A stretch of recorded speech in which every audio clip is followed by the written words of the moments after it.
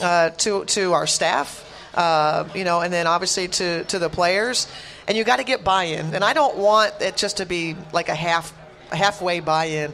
I want them to believe in it and with all their heart, and we'll give everything they have that we need. And so we talk a lot about it. Again, selection of people is going to help you in the motivation category. When you have people that want to do, that want to be coachable, that want to be held accountable, then the motivation part is really easy, and that's the situation that I have. What is Carly Wagner's future in pro basketball? Well, I hope it's one that will first, obviously started with her experience with us. I told Carly I enjoyed the heck out of it. I told her we did not draft her because she was from the University of Minnesota. We drafted her because we think she's a good player who happens to be from the University of Minnesota. I think she learned a lot. She was only drafted a few weeks ago, and I told her when we were sitting there, when we were having our last conversation, it feels like she's been here for 2 months, and it's really just been 2 weeks of training camp. And she did some things before the draft with us, so it hasn't been very long. It's not long enough for a player to really get adjusted because you have to, you got to get to your final roster. And I think for Carly, the next step, it's not the end. I told her it's the beginning of her career, and hopefully what she learned and through the couple preseason games and just being around our group, she's now going to be able to take to an overseas job. And she's now going to build her legacy as a professional athlete. Where she goes to play, how she performs there. I know we will certainly keep an eye on her. I suspect other teams will as well. And, we'll see. I think it could take, I gave her an example of Allie Quigley. You got to be in the right place at the right time. But Allie Quigley, who is now a star player for the Chicago Sky, got cut multiple times. She was drafted, got cut by the team who drafted her, came back, got cut again, came back, got cut again. And it took her multiple times, and she just continued to be persistent and honing her skills and then found the exact right opportunity. And when she got the opportunity, she seized the moment. And she's now considered one of the top guards in the league. She has a max contract. She's a must-have on your team. And, I gave that as an example for Carly. That's something that she should be shooting for.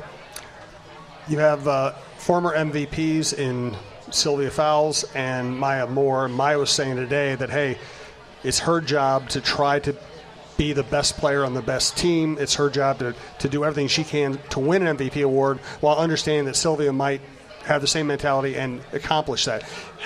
Has it been difficult to balance this many talented players or those two players in particular? It hasn't, and it's not difficult when we talk about the selfless nature of this team. It's authentic. This is not, just words that we're putting on it. These people really care about the Minnesota Lynx team first. Do they want to be MVP? Absolutely. But neither one of them, in the case of Maya or Sil, wants to be the MVP at the expense of their team winning. And so that's easy for me. And so I have, two of the best players in the league. I'm going to make darn sure that we're bringing out the best in both of them. We can't control, how it works out and who's actually named the MVP. We can't control that. My hope is that, that the two of them understand exactly that they need each other. Life is easier when you have the other one. And I know last year it was Maya. Maya conceded a lot for us to throw the ball inside to Sil. Her scoring went down. Her scoring went down. We won a championship. That's what Maya wants.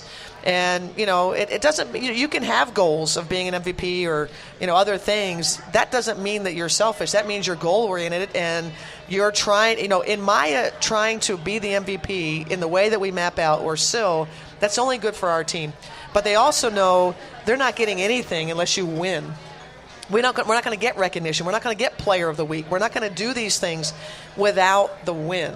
And so that's obviously the narrative for me that I'm all about helping both of them. I'm all about helping Lindsay be the assist leader. Simone has goals. Rebecca has goals. I'm all about helping them.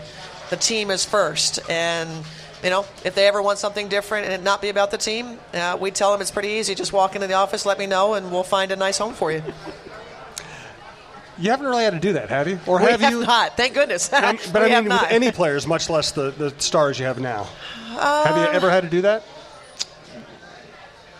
I don't know that it was necessarily hey, Coach, I'd rather be somewhere else. I think it was the realization that maybe a player should be somewhere else. So maybe not so player-sided, but more, on our side, that we recognize that they're saying one thing but doing another, kind of thing. And you can accept it for a little while. You try to change it. You try to, focus the energy. And if it doesn't change, then you know it's not going to work with our group.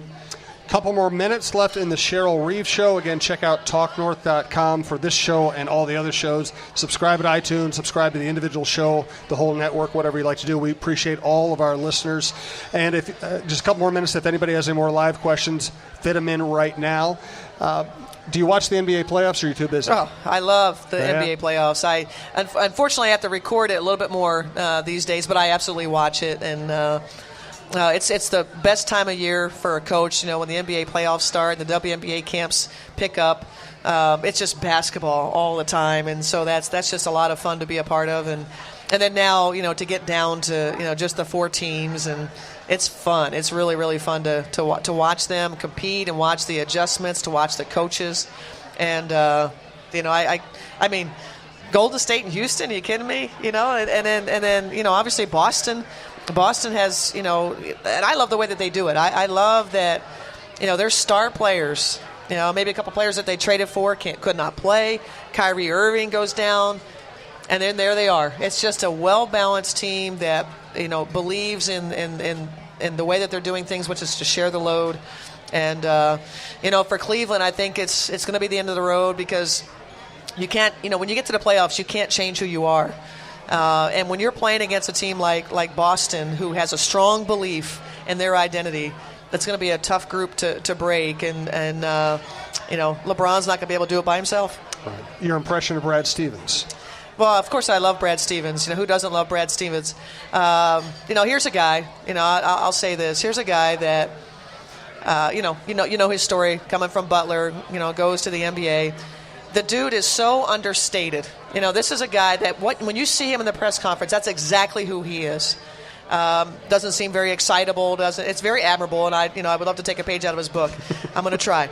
Don't. We like. Well, that's what everybody tells me. So, but it's draining. I'm getting old. But this is a guy that when Boston came to Minneapolis, Jim Peterson had contacted me and said, he likes the idea of maybe Cheryl Reeve pursuing an NBA position, and Jim has some contacts, and every chance he gets. But Jim could be my agent. I mean, he's that good. And so he connected Brad and I, and it's a day of a game. And I reached out to Brad, and I said, hey, if you have time, I'd love to, pop by, shoot around. Yeah, that'd be great. Come on in. Open arms, chair ready, staff meeting me, comes over, players come over, say hello. Brad takes me to another floor, and we sit there and we talk. And we talk, with things that I wanted to talk about, things that he wanted to talk about. And this is a person that doesn't know me from Adam, and wanted to talk about our team and the success that we had. So naturally, I'm a big fan of Brad Stevens. But I just appreciate humility. I appreciate that, in his own situation, being humble, and then also, recognizing, the quality of the WNBA and treating, us with respect and as his equal. And so I just appreciated those moments that I have with him. This might be an overgeneralization, but it seems to me that NBA people, NBA players are bigger fans of the WNBA than maybe the average casual male sports fan. I think that's fair to say. I think that's very fair to say. And, I think we've been talking about that, whether it's LeBron or, Kyrie flew to Seattle to support Sue. And, in our own market, we've got some really good guys. Ricky, when he was here, was just awesome. Andrew Wiggins is a supporter. Karl Anthony Towns. I know Jamal Crawford knew his stuff. Our players were so excited when he came to town, and, to banter back and forth. And, Jimmy Butler, stopping and talking to our players. They're ahead of the game. They're ahead of like you said, kind of the average basketball fan. They see it for what it is, which is basketball. I think that the average male is stuck on the idea that only men should play sports, and I think it probably reflects in maybe their views of women in general. Probably women in business, women in politics. I'm sure that it probably crosses over into those areas as well. So we need more guys like the NBA guys. And I guess if we keep talking about it and they keep promoting it, maybe we can get there. We'll keep talking about it. Let's come to Cheryl for a final thought. I want to thank Freehouse, co-owner Steph Shemp, brewmaster Matt, who doesn't want us to have his last name because he might get hunted down. And everybody who showed up here at the Freehouse. We appreciate it. This is, again, our first show at the Freehouse. Always interested to see who shows up when you do a show, and we got some of our favorite people here. Our next show will be June 11th. We haven't set the exact time yet, but it'll be a happy hour-ish show. Maybe later than 5 because, boy, the traffic was brutal today, and I know we started late because we didn't want anybody to miss anything. So thanks to everybody who listens. Thanks to everybody who comes to Lynx games. I'll be there on Sunday for the season opener. So, Cheryl, final thought on anything you like. I think what comes to mind for me today is just being here at the Freehouse, and like I mentioned to Stephanie, to give our fans an opportunity to get together and to go enjoy a live podcast of the only female co-hosted show on the Talk North podcast network. You're making me feel guilty. Yeah, well, no, but there's not a lot of other female shows, so I actually think that it's a great thing, and that you thought of me. And I think for Stephanie, it's really important that when we have the opportunity to do so, that we recognize that how we can support another female. She's in a position of leadership. She has the ability to put dollars somewhere. Jim, you know the name of the game. It is about sponsorship. And so to be able to partner with a place like Freehouse that I love, and then to be able to partner with someone like Stephanie and Blue Plate, it's just really, really awesome. And I'm just so thankful and appreciative, and obviously appreciative to all of our fans that came out today. And listen, if either you or Steph aren't doing anything for the next couple of years, I can think of a job you guys could do. Maybe I shouldn't go down that road, but I can nominate you for either one of you for a certain office that might work out better for us. Thanks again to everybody for showing up. Thanks to Freehouse. We'll be back live June 11th, and of course we'll keep doing our weekly show that'll be out on talknorth.com. Subscribe, and please give Cheryl a hand for coming out and being such a good sport.